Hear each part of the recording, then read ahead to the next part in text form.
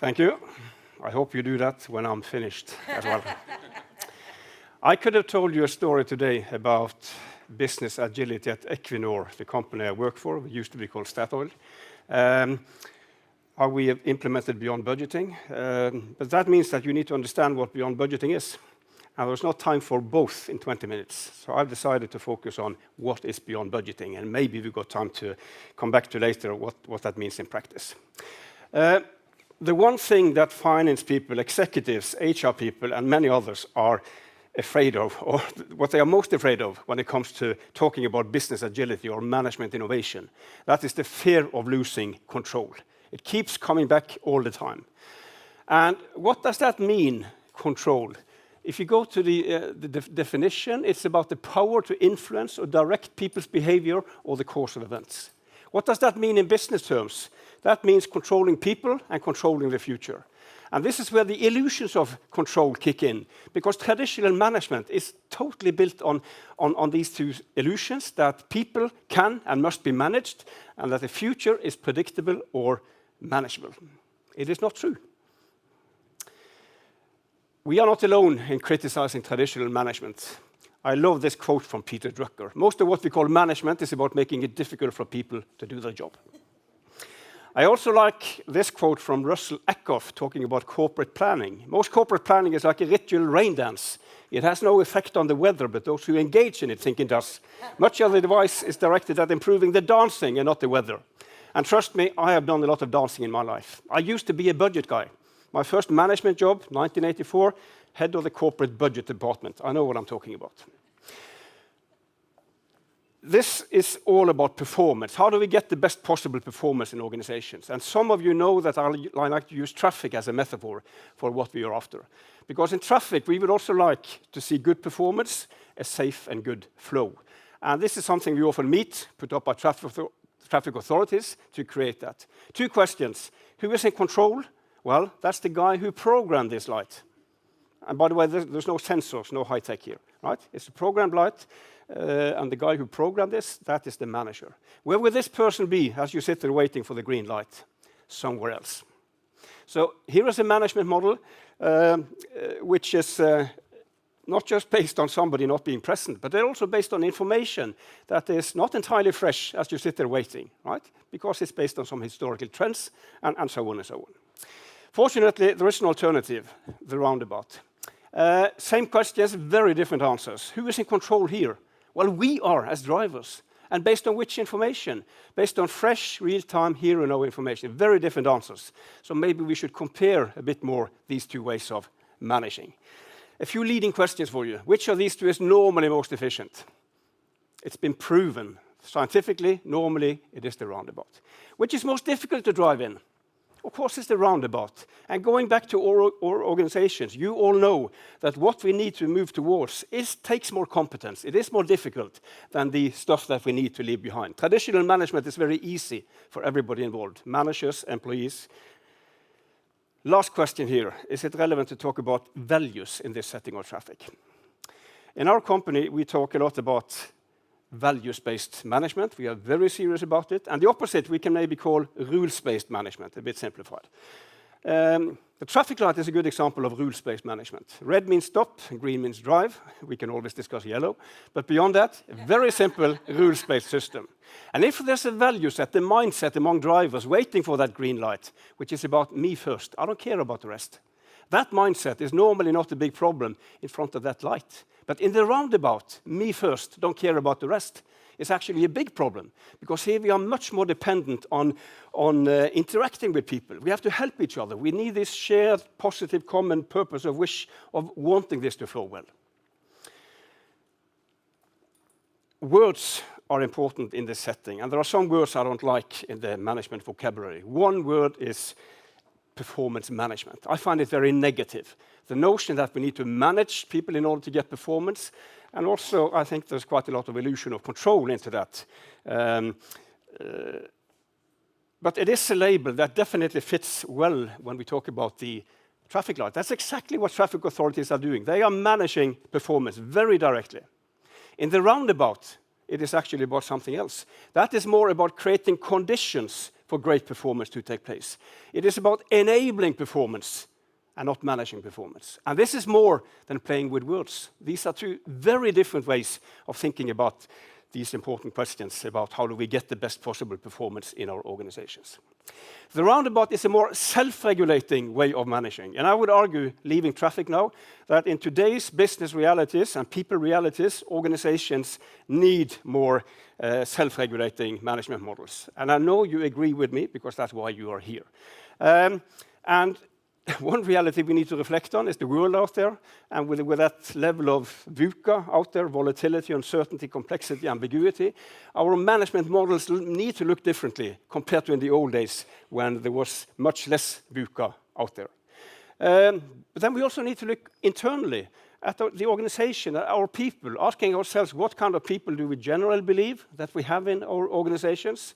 And you're all familiar with Douglas McGregor, Theory X and Theory Y. And we need to ask that question. Where do we think most employees sit? On the X side or on the Y side?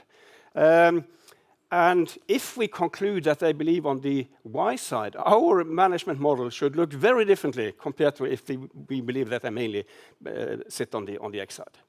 By the way, this is not necessarily a question of either or.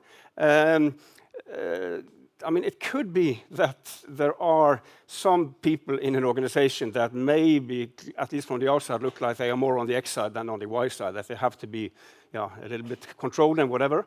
But that's not the issue. That's not the question. The question is, where is the majority? Right? And if the majority is on the Y side, then we need to find other ways of dealing with these few cases on the X side. This is just like in a free society. We don't put everybody in jail because we have some criminals among us. Right? We are all free citizens within certain boundaries. So what we need to do is to address both leadership and management processes. And what we need to get out of traditional management, very rigid, detailed, rules-based, micromanagement, centralized command and control, a lot of secrecy, and a strong belief in sticks and carrots as ways to drive performance. And what is a bit scary when I'm sharing this slide at different conferences out there, which is not about agile, but it's about finance or management or HR, all the looks I get when these words are coming up, all the looks telling me, isn't that the way it has to be? It is quite scary. We might think it's stupid, but there's a lot of people out there who think that this makes sense. Maybe it did once. Maybe it still does a few places. But I hope we can agree that that is not the place to be. We need to move up in that upper right corner, addressing both leadership and management processes in a coherent, consistent way. This cannot be a discussion about leadership in isolation. It cannot be a discussion about management processes in addition. It has to be a discussion that takes both dimensions into account in a coherent, consistent way. On the leadership side, more values-based, more autonomy, more transparency, and leaving the stupid belief that money is the best way to motivate performance. You know what the research is telling us. But it doesn't help to have these theory Y leadership visions if we have theory X management processes. And that is the case in a lot of organizations. They do preach nice words. Maybe they even believe in nice words about people. But their management processes has a very different message. And that is a problem. So we need to change our management processes to better reflect what we say and believe in about people, while at the same time making these management processes more VUCA robust. So here are a few things that we need to do in this dimension. Very often, the traditional detailed annual budget either has to go or be significantly changed.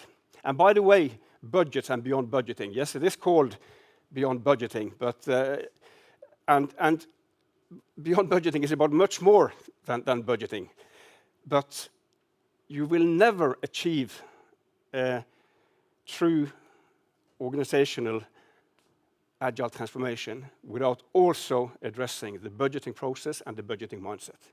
And there's a lot of great concepts out there in the business agility sphere, but I think we are the only one who is talking about the elephant in the room, that process and that mindset. And linked to that, we need to think differently when we are setting goals and targets. We need to think more in relative terms when it makes sense.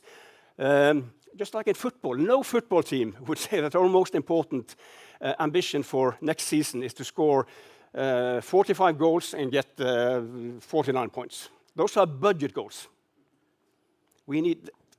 Football don't think like that. They think in relative terms. How are we doing versus others? We need to change the rhythm of our processes. We need a more business-driven, more event-driven rhythm and less of a calendar-driven rhythm. January to December is very often a completely artificial period from a pure business point of view. And last but not least, when we shall evaluate performance, that cannot be reduced to comparing two numbers, actual versus budget, and then conclude. We need a richer, broader, more intelligent performance language. And this, my friends, was a crash course in Beyond Budgeting. This is what it is about. Changing, addressing both leadership and management processes in a coherent, consistent way in order to become more adaptive and more human. Not necessarily a goal in itself, but this is what it takes, as you all know, to compete and survive and thrive in today's business and people realities. The Beyond Budgeting principles were born roughly at the same time as the Agile Manifesto came about. Actually, we were a few years earlier out. There was no knowledge, no contact between these communities at the time. But if you look at the next slide here, I hope you will see many similarities with the words and the spirit of the Agile Manifesto. The principles look like this. I will not go through this in detail, but I just want to share a few messages around this. On the leadership side, purpose, values, transparency, autonomy, very important things. Organization, we don't have a strong view on what's the right organizational model. We think this can work in many different structures. Structure is not necessarily the main issue. On the management process side, you will find basically everything that a CEO or a CFO or another executive person would be, what would be on their mind when it comes to managing a company. Everything from the rhythm to how you set targets, how you forecast, how you allocate resources, and how you evaluate performance, and how you reward performance. It's a very comprehensive, complete management model. And again, a key element here is the coherence between what we preach on the left-hand side, what we practice on the right-hand side. Two examples of the opposite that we find in so many organizations. It doesn't help that we on the left-hand side talk loud and warm about we and us and team and collaboration, when rewards is all about individual bonus. Hypocrisy is what I call it. Or another classical example, it doesn't help that we talk equally loud and warm on the left-hand side about how fantastic people we have in the organization, and we would be nothing without you, and we trust you so much. But not that much. Of course, we need detailed travel budgets. Are you crazy? What would happen if we kicked out those? Again, hypocrisy doesn't help what we preach and write if our management processes has a different message. One reason why it is like this has actually to do with finance and HR. Because in many organizations, you have HR preaching leadership principles, but it doesn't help if finance is pushing management processes, which has the very opposite message. And in many organizations, that is the case because finance and HR are very often like cats and dogs in organizations. They talk a lot about each other, not much with each other. And I know, because I've been both places. I am a finance guy, but I've also worked in HR. So a strong advice we always give to organizations that want to embrace on a journey like this, finance and HR, you need to work together to enable business agility. A classical misunderstanding around Beyond Budgeting is that it is just a different way of managing cost. Well, that is as such not a misunderstanding, because it is. We need more, but it's just one of 12 principles, right? Principle 10 is about cost management, but there are 11 other principles. By the way, when it comes to cost management, the reason we need something else than traditional budgets here is that is a something that was invented as a way to manage resources and costs 100 years ago. It's a pretty old management technology we're talking about. And by the way, do you know who invented budgeting roughly 100 years ago? You do know his name, or you have heard that name, because his name was James O. McKinsey, the founder of McKinsey Consulting. And I never met the guy, but I don't think that was an evil guy. I actually think it was the best of intentions back then.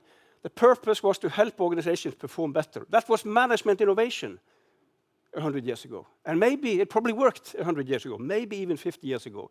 But today, that way of thinking, that way of managing, does the opposite of that original intention. Instead of helping organizations perform better, it does the opposite. It has become a barrier for getting out the best possible performance in organizations.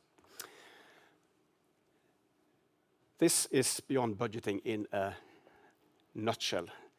And again, I hope you see the similarities with the Agile Manifesto, responding to change or following a plan as one. And if you, so a lot of similarities. And it is great that there is so much contact today between our communities, because I don't think none of us will succeed on our own. There are many other communities out there challenging traditional management. And the more we can join forces, the stronger we will be. And this stuff that we will talk about today, it will happen. It will happen. I don't care whether it's going to be called Beyond Budgeting or Business Agility, whatever, but it will happen. And I'm convinced that in 20 years' time, when we think back to 2019 and what was mainstream management in 2019 still out there, I think we will smile. Just like we today smile about the days before the internet, which isn't that long ago. And as organizations, we can choose to be early movers and get competitive advantage out of management innovation. Or we can choose to be dragged into this as one of the last ones. I know what I would have chosen. Thank you very much.